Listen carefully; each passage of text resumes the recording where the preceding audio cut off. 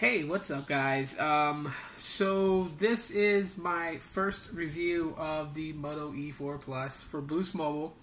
So I went ahead and put some notes down for me to just kind of go off of. So yes, I do have a cheat sheet for this one. And I'm just going to forewarn you guys that I'm going to go into just about everything about this phone. So this is not going to be one of your quick 5-minute review type videos and whatnot. Pretty lengthy, so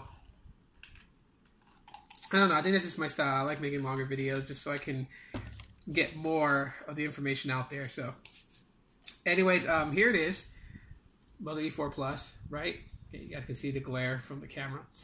And here's the back part of it. It's I want to say it's plastic. I don't want to say it's metal at all. It's actually, you know, it's meant to feel like metal, I guess.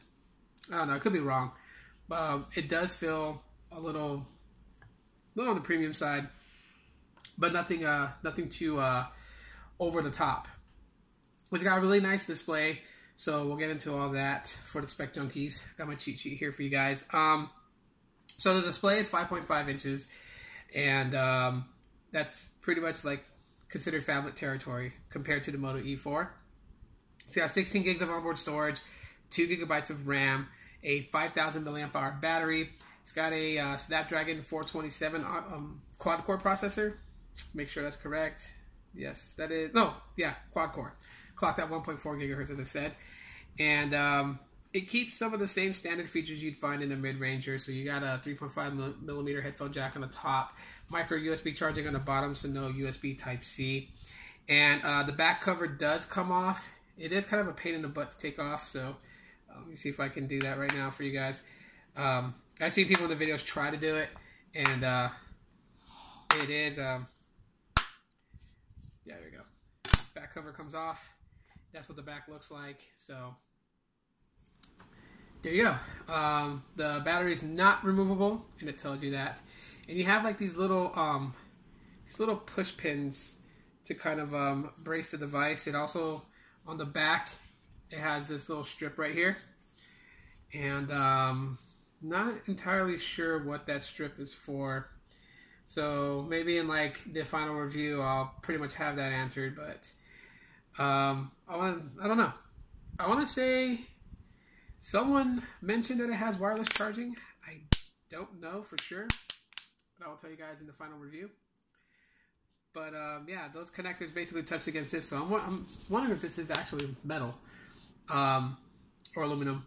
But I'll let you guys know in the final review. So whether it's mock plastic or soft touch aluminum, let you guys know then. It's got the Moto emblem on the back, but it's not a dimple, as most people with Motorola devices would be used to. This one doesn't. There's no NFC. The front camera, I believe, is 5 megapixels. The rear camera is 13 megapixels. It has dual LED flash on the back for the rear-facing camera. For the front, you have a single LED flash for the front. So the front does have a front-facing flash for those nighttime selfies. For those that love taking pictures of themselves in the dark, you'll have that with this camera. We'll go more into the camera later on in this video. First thing I want to talk about basically is the layout of the device. It pretty much mocks, you know, the Pixel launcher basically, other than when you swipe up, you have a transparent background for your app drawer, and so you still get to see your wallpaper. It's not like a white background like the stock Pixel launcher does. So that's always nice. It does give it a kind of a different look. But other than that, it kind of keeps to the vanilla Android experience. Swipe off and you get your Google Now cards. So that's always a nice touch. And with that, your notification drop down is pretty much standard. And you can actually edit these out. So just by tapping up here where you have the edit button, where you can edit out your quick settings. You also have your brightness toggle right there. So we'll lower the brightness down. And this is with the brightness all the way down. It's kind of what it looks like indoors. With the brightness all the way up, it gets pretty bright. That gray is starting to look greenish. You can barely see my background. Kind of tilting it to the side, you can see the clock widget weather widget. So let's kind of bring that down. Well, get it somewhat visible.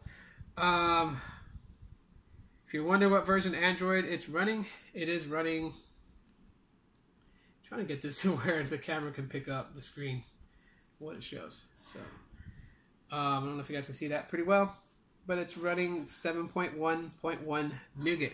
So it's on not the latest version of Android, but the most recent version before Oreo came out. And then, of course, you have your power button and volume rocker on the right side. There's nothing on the left side. It's pretty cleaned out. And you have your biometric reader at the bottom, which is, it's not the fastest. You know, compared to like my Honor 8, which opens up faster, it has a, I would say like a 1.5 second delay. So, but it's got some nice haptic feedback when you place your finger on it. And the biometric reader doubles up because normally you could, I don't have it right now on my display. As you guys can see, there's no back button. There's no recent apps button because I'm actually using the fingerprint reader to mock as my back and recent apps. So if I swipe off, like say if I go into Google Plus and then I want to go back, swipe across and it goes back. If I want to go to my recent apps, swipe from the left to the right over the fingerprint reader, and now I have all my applications, which I can then close out. And then if you tap it once, well, kind of hold it, it'll lock the screen. Put your finger on it to unlock. Now, if you long press it, it will activate Google Assistant, which you will feel like a double vibration. Tell me the weather.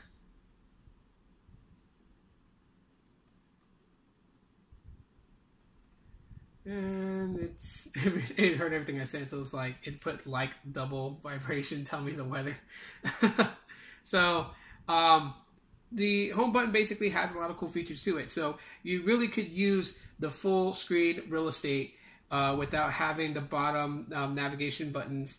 Unless you like those, you can easily put those on. It's real easy to turn on and off. Basically, you would go into your Moto app, and then you would go to Moto Actions. And from there, you can turn on one button nav, which is what I have on. If you turn that off, it will bring you back your soft keys at the bottom. So, but I like having it on. The phone feels pretty heavy. I will give that.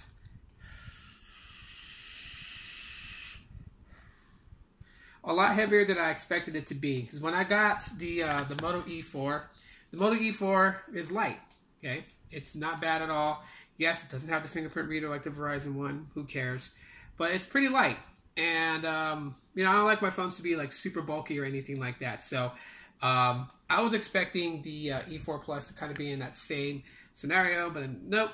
It's got some pretty good weight to it, and I want to say it's because of the 5,000 milliamp hour battery. So yeah, with that, it's not a huge deal at all whatsoever. For me, for some, it might be, you know, if you don't like a weighted phone in your pocket, kind of swirling around, then yeah, you definitely may want a different option. But it is quite thick, so it is a thick side phone. So if you're also looking for a very thin phone, this is not going to be one that you would look at. One of the things I do appreciate is because, like with the Moto E4, the camera sensor kind of sticks out from the body. It protrudes. So as you guys can see, if I turn to the side, it's got that slight, it just sticks out just a little bit.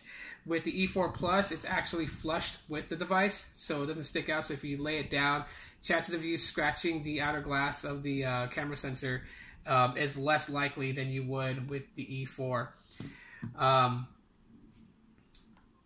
So software experience, I gotta say, for a device that's running a quad-core processor, it is actually pretty quick. I would definitely compare it to a device that is running an octa-core processor, and I gotta say the processing power has been really good with this device. There's not a lot of lag at all whatsoever. Actually, almost zero lag if you just kind of think about it. Even running some games, which I'll get into later on in this video, but I haven't experienced any lag at all whatsoever. and I'm running various applications on here, even though it only has 16 gigs of internal storage.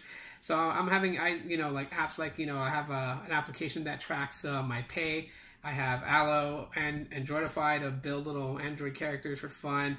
I recently downloaded the Google Assistant app, which is not really an app. It's more of like a shortcut because when you touch it, it launches it, which is, a lot easier than having to, press the home button and possibly launching a different function. But, I have apps like Bitmoji, which is a pretty big app. That backdrops, and Google Plus, Family Link from Google, Duo, I think I mentioned Allo already, Drive, Keep, Instagram, Google Home, My Boost, which is a pretty nice app to track your Boost mobile account, Play Newsstand, Page Manager, Facebook, all that stuff. I'm playing Pokemon Go on here, VidMe, Twitter, Snapchat. I have my banking app, Showbox, Google Wallpapers, Zedge, YouTube Studios, the YouTube app, Google Maps, Hangouts, Find Device, which is a Google security. I forgot what they used to call it, but now it's called Find My Device. So I'm just running those basic applications on here as my day-to-day social media and just media consuming applications. Google Play Music to listen to music and whatnot.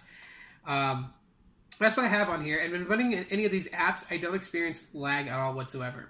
What I will tell you guys, those of you guys who really, really are, into smartphones and can see things the average consumers can't see, is that the animations and everything is not as smooth as, one would want from a pretty supreme smartphone. So I'm talking, you will find drop frame rates, especially when scrolling, and when say you try to zip it really fast to have it scroll through your Facebook timeline feed.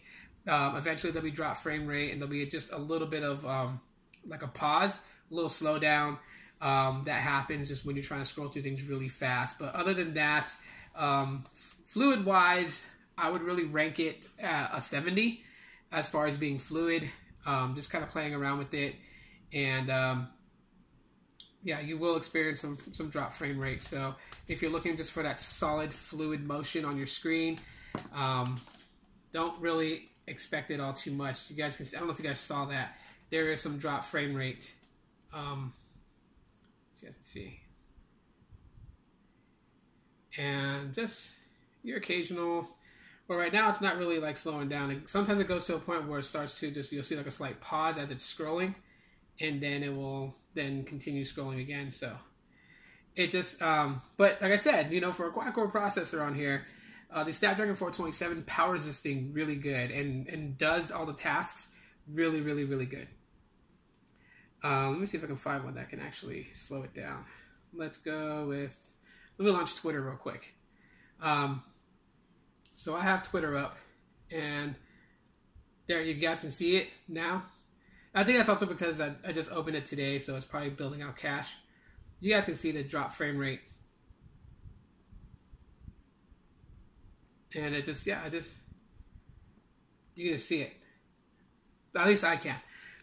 But still, as far as it bringing you a, real smooth, fluid experience, 70 out of 100, basically, it's going to bring you that experience.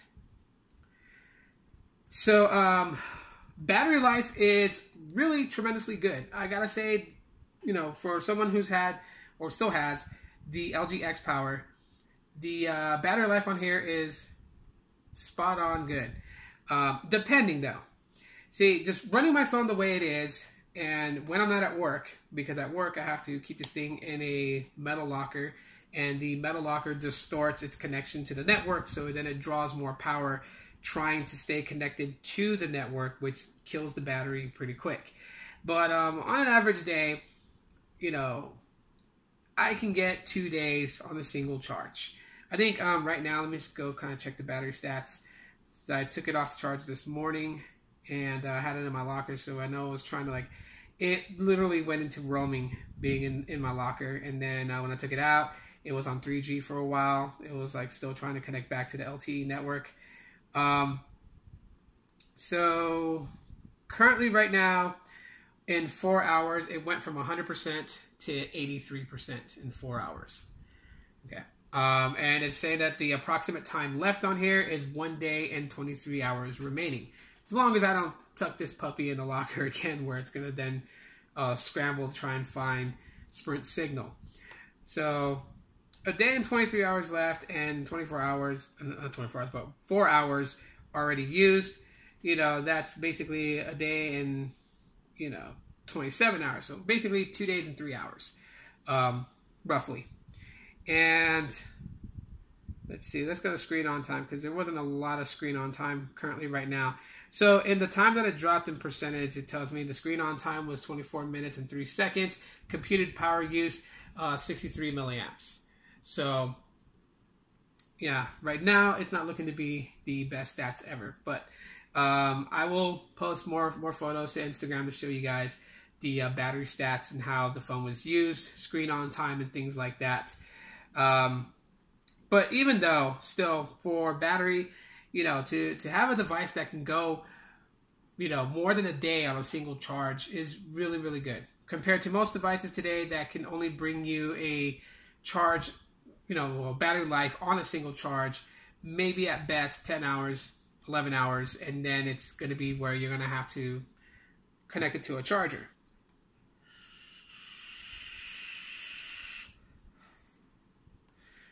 So I'm going to talk briefly about the cameras right now. I'm not going to show you guys any demos whatsoever, because I'm actually going to make a separate video that will showcase what the cameras can do. I have taken some photos, some videos with the camera on this device that I'm going to put together in a small separate video. So if you guys want to see that, make sure you guys are subscribed to my channel and that the bell notification has been hit, or you have activated it, so in that way when the video uploads, you guys will be able to check it out. But I have to say that the cameras on here is actually pretty good for what it is. Like, most people, when they want to talk cameras, they want something that's, I want something that's like DSLR type and whatnot. You're not really going to get that with a device like this whatsoever. But if you're a person that, likes to take photos, likes to capture life's moments, then this camera is going to do that for you and some. I think it's got an okay interface. I think the interface with the camera on here is okay. It's clean. As you guys can see, I have my hand right by the power button, and you can see my hand right here. So the amount that the lens can actually capture is actually really good. Of course, if you slide off to the right, then you have your settings here that you can mess around with. So you have things like the photo size. Like right now, it's showing a 4.3 aspect ratio at 1.3 megapixels. Oh, not 1.3. 13 megapixels. Sorry, I was going to say 1.3. I don't know why. But we can actually change that to 16:9 aspect ratio, which will then be shot at in 9.7 megapixels. So let me just, there we go. And you have the option to turn on where you can tap anywhere on the screen to capture a photo, or you can use the soft camera button on the camera. And then it's got assistive grid, so you can pretty much grid out what you're seeing and tap the grid that you want to really kind of focus on. You have the ability to shoot in a full HD 1080p at 30 frames per second. It does not do 60 frames per second. It's all at 30 frames per second, because I know you can change it down to 720p. You can even go down to DVD quality and VGA at 480p, but they're all shot at 30 frames per second. So no 60 frames per second shooting with video recording. And yeah, you can easily, access your gallery just by swiping off to the other side. So back out real quick. But yeah, so just swiping over brings your gallery. So that's actually pretty cool. You have two modes here. You have the regular camera mode, and you can actually switch, toggle on for video recording if you like to vlog. If you like to vlog your daily activity, if you're a YouTuber or even on VidMe, then I think this camera will do really, really good. It doesn't have optic image stabilization, so you're not going to get those really composed, stabilized shots. But little trick with your cameras too, if you're taking photos and you kind of don't want your hands to shake so much, if you actually take a photo, like if you position where you want to take your photo and kind of just brace the corners with your hands, when you exhale, you exhale, take out your breath, exhale, and tap the photo, you have less shaky hands than what you do if you were trying to like hold it in focus. So just exhale, and as you're exhaling, you're going to notice when you look at the viewfinder that the shakiness by your hands is going to minimize, and then you can actually take your photo. Just a little rule of thumb. Let's switch it around to the front-facing camera. The front-facing camera does pretty good, and in low light too as well. You actually have the adjuster to adjust for low light shots if you ever need it. So that's something that's really, really cool. And that does not trigger the flash. So adjusting for low light shots doesn't mean that it's going to activate the flash.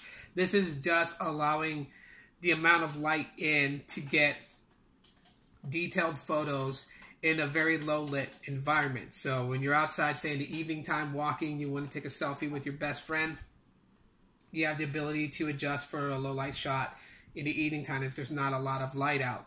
So these types of things implemented in a mid-range device really speaks volumes as to what Motorola was doing in creating this device. And this is not even their second tier, because we know that the Moto Z now is their flagships. Basically, the Moto X is their second tier, and I believe the Moto G series is their third tier. So this is their fourth tier device. This is a device that literally would be like their absolute low-end device. And Motorola has been making strides in getting their devices, to be really good. I mean, look at what they've done with modularity. Okay, with the Moto Z devices, they revamped modularity with their devices with the Moto mods, and they have like some really cool Moto mods out there, including one that's a projector.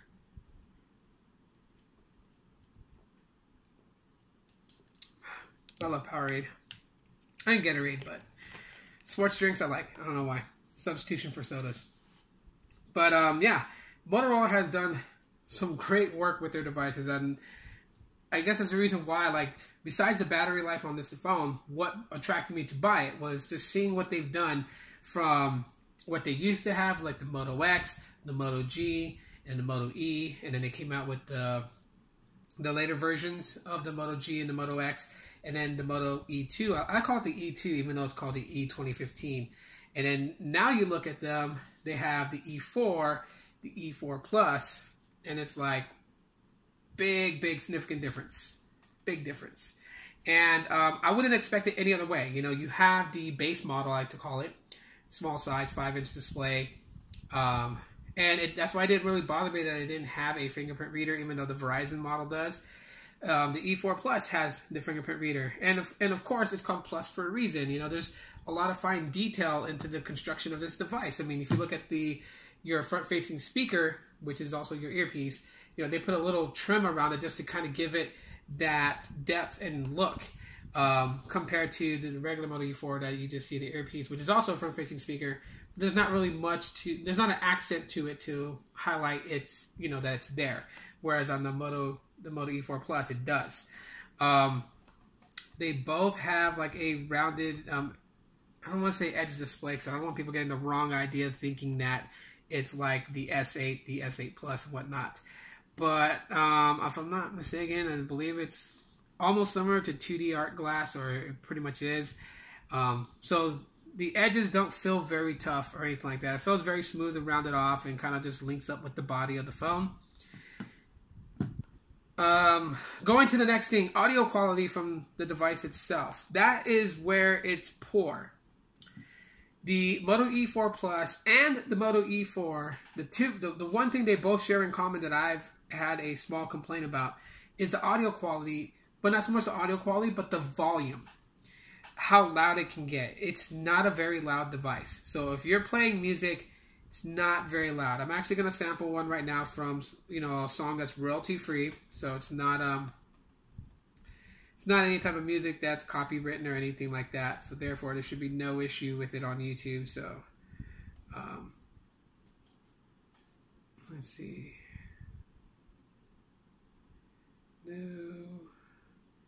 No copyright music.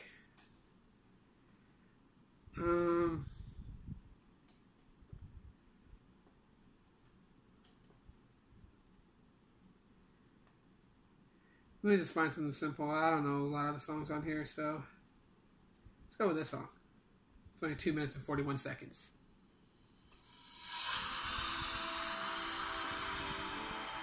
And this is at full volume.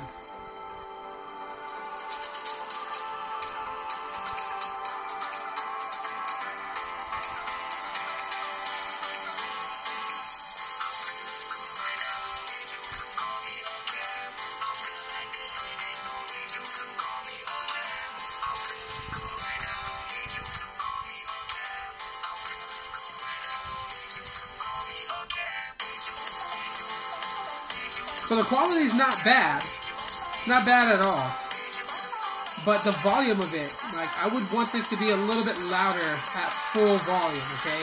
It's at full volume.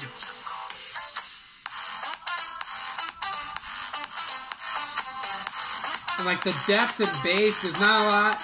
The treble, it almost feels like that, you know it's at max capacity because you kind of can hear a little distortion at the highest volume.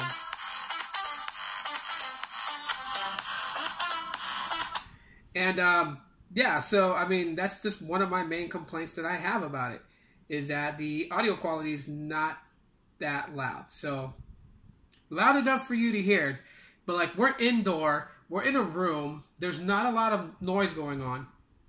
So, try to imagine you're outside with everyday life sounds out there. Maybe an airplane passing by, traffic going off on the side of the road, people talking, conversating, just the sound of the city, and then tell me if you're going to be able to hear your music.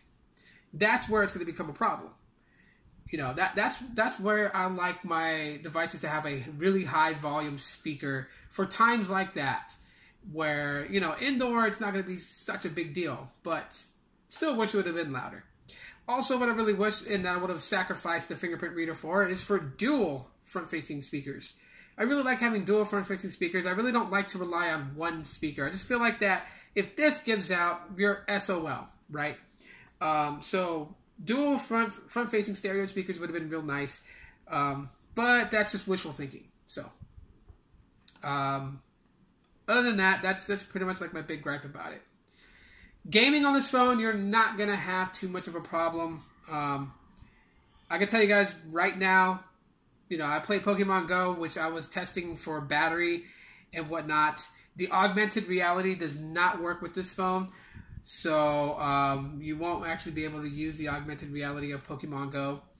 But, you know, just playing it itself, it was fine. I didn't have any occasional stutters. Like on this phone when I was playing Pogo, when I tried to throw a Pokeball, sometimes there would be drop frame, there'd be some lag because the ball would like kind of freeze in the middle of the throw and just get distorted and then continue its trajected path to hitting the Pokemon I'm trying to catch. On this one, it's pretty smooth. I did sample some other games. Some other games I sampled was Mortal Kombat X. It played very fine on here. I sampled Sonic, I want to say Sonic Dash or Sonic Run, and that one was actually pretty good. I did spot some drop frame rate on that one, but no lag whatsoever. So, you know, when I was swiping the screen to move Sonic from the 3 lanes he has of being on while he's running, there was not an issue at all whatsoever. There was not like a delay in touch response or anything like that. So, gaming, you're going to have, you know, a pretty good experience with this device. It's not going to really hinder your gaming experience whatsoever. I've even attached one of my... Let me see, I have it in a drawer here. Yeah, I even attached my gaming controller and had this pretty much set up to play King of Fighters. So I was able to run some old school games on here. Sonic 2 I played on here, and Sonic the Hedgehog. All ran pretty good, and connecting by Bluetooth was pretty fun. I mean, it's not a really big screen, but you know, it's always good. When I play my old classic games, my retro games, I don't like using the on-screen control button, so I like having my own gamepad to do that with. And yeah, so you can pretty much like set this up anywhere. Screen display outside, it's fairly okay. When you have it at like halfway brightness, you can see really good outside with direct sunlight on it. Indoors, you don't really need the display lights, like the brightness turned up. You can leave it all the way down if you want to. It does really good with the brightness all the way down indoors, whether you have light or no light at all. It does fairly well, so not a big issue with that whatsoever. And I gotta say, its durability is okay. I've dropped it once, and the screen hasn't smashed up or anything like that. And it was I would say it's a lucky drop, because you guys can see there's not any like damage at all whatsoever to like the side rails, or you don't see any scuffs or anything like that. And that was probably a lucky drop, because I dropped it inside. I didn't drop it outside on concrete, so don't know. I'm pretty sure it would scuff up and abrase and scratch the side rails and everything. So call quality was actually pretty good, but because the speaker has that issue with it, sometimes having the volume fully up, my calls seem a little bit more faint. They don't seem so loud, so sometimes I have to like really focus in trying to listen. But it does good on the call quality, though. I mean, it doesn't ever get to a point where like the person sounds distorted or robotic or fading in and out like really bad. It doesn't do none of that. It's just the volumes is not very loud, so you can still hear the person. I'm not gonna say like, you know, it's gonna be like you're placing a towel over your ear and then pressing the phone up against it. It's not muffled like that. You can still hear the person, but I just wish that it was a little bit louder. And I think I'm spoiled to that because of Samsung devices have that extra volume you can do on your phone calls, and yeah. All in all, in general, I gotta say, the device is pretty much good. It's, you know, out of 5 stars, I'm honestly gonna give this device 4 stars out of 5 right now that I've used it over a week. I think one of the biggest things that I think is really cool about it, someone did mention that you couldn't move apps to SD, and yes, you can't move apps to SD, sort of. What this phone can do is you can actually use adaptable storage. So you can actually bind your micro SD card and format it to be part of your internal storage. So you do have that option with this device. And that does take off some of the load that's already on the internal storage and kind of shifts it over to that SD card, since it is now reading as part of the internal storage. So therefore you can actually place some of that and offload it from the actual internal storage. But yeah, like I said, 4 out of 5 stars, so pretty nice, pretty good run by Motorola. Now, for the big question, because someone is going to ask this question, and I'm going to answer it right now. Is this device set to get 8.0 Oreo? Currently, at this time, Motorola stated that they have no plans of bringing 8.0 Oreo to either the Moto E4 or the E4 Plus. They are, you know, going to update the Moto G5, the Moto G5 Plus, the Moto Z2. They're going to update those, obviously, to 8.0 Oreo. But it's not to say that this phone will never get 8.0 Oreo. It's just that we got to remember that Oreo just came out. They literally just announced it. It's just coming out. It's been in developer preview for quite some time. So even though like we knew about 8.0 since Google I/O, it doesn't necessarily mean that most devices right now should have it. Oreo is just out. It's available for the Pixel device. It is going to be natively installed on the Pixel 2 and Pixel 2 XL. And other devices will be updated to it. So no mentions of this device getting 8.0 Oreo just yet. But that's not to say that maybe in January they'll have an update for it, or maybe in February, March, or April of 2018 will we see Oreo on the Moto E4 Plus and the Moto E4. And I know by then 9.0 or whatever the next version of Android is going to be in developer preview around that time, because that's when Google I/O rolls around again. So really, when you kind of think about it, it's the latest version of Android is released in fall. The developer preview comes out spring of that next year. And in between that time is when devices, mid-rangers up to flagships, will be getting updates to the latest version of Android if their OEM is actually going to consider a software update. Do I think there's a good odds chance that these two devices will get the 8.0 update? I think for the Moto E4, it's more of a 60-40. And I think for the E4 Plus, it's more of an 80-20. I can see them rolling out 8.0 update for the E4 Plus than they would for the E4 for Boost Mobile. I know it sounds weird saying that. There are some minor differences between both of these devices, which will come in the comparison video later on down the road.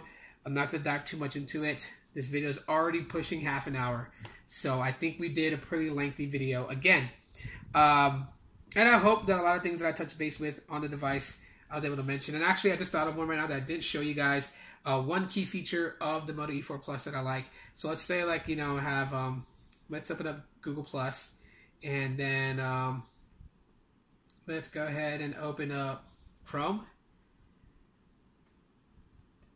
Okay, so if I also swipe over to my recent apps, you do have the ability to run in split window mode. So I can drag Chrome to the top up there and then touch Google Plus and run dual split screen mode. So there we go right there. And you can adjust or completely do away just to go back to one of the apps. So you do have the ability to multitask in a true multitask form, having both application windows running simultaneously. That's pretty cool. I made mention of that with the Moto E4, that you can do that same feature on the smaller brother of the E4 series. And because most people say it would make sense to see it on the E4 Plus because it's a big 5.5 inch display. It's a phablet. But to also see it on the E4 Plus was something that made me take interest in getting the E4 Plus. So that's it for right now, guys. Hopefully you guys enjoyed everything I had to state and say about the E4 Plus. If there's anything else that I may have missed in the comments, in the comments, leave a question about it. That's something that definitely I would want to address in the final review. If you're wondering what I'm doing right now, I asked a question on Instagram, on my quick Instagram vlog, and so I'm going to see what happened. So basically I was asking about the Google Pixel 2 and the Pixel 2 XL. And so I got some comments here regarding that. So this is basically like a shout out, for watching my little quick vlogs on Instagram. So if you guys want shorter videos, head over to my Instagram, follow it. You guys will get some pretty short vlog clips over there, some real fast ones. And so the first one comes from whatsup_B and says, I know lots of people like the panda colored one, but I'm just not feeling it. But a big step up from last year. It's simple. I'm buying it. Good on you. What's up, B? Thanks for commenting on that on IG. Second comment comes from a good buddy of mine and good friend here on YouTube, and that is Grant S, or he's known on Instagram as G808_IG. He says, hardware plus software plus AI. Google differentiating by using their strengths in software and machine learning for what looks like a nice experience. They gave people the front-facing speakers back, which required thicker bezels than are expected in 2017. Now people are complaining about that. Oh, and of course, the price. Wonder how much 3 years worth of software updates is worth. So, thanks so much, Grant, for commenting on Instagram. You're an awesome guy. Much aloha, brother. Really appreciate it. And mahalo for commenting. Let's put it that way. So if you guys ever want to get shout outs on my videos, basically follow me on Instagram. You guys will see some quick videos that I put up. I may ask a question for you guys to leave your comments about. You guys leave your comments about, maybe featured on one of my videos. And that's it for now, guys. I think I did almost 40 minutes. Well, 53 seconds left until it makes 40 minutes. So we're going to end at the 40-minute mark. So anyways, yeah, that's my review of the Moto E4 Plus. First review after a week. So I'll have a final review, which is by 1 month later, and that will be the final review of it. We'll have that photo and video, sample video up later on this weekend, and I will do some comparisons. So that's it. If you guys made it this far into the video, the secret word of this video is Panda to the Pixel 2 XL Panda version. So type the word Panda, leave your comments and thoughts, ask your questions about the Moto E4 Plus, and also follow me on Instagram if you guys want to catch those types of videos. Again, my name is Tito. Thanks for watching. Aloha. And enjoy the rest of your weekend.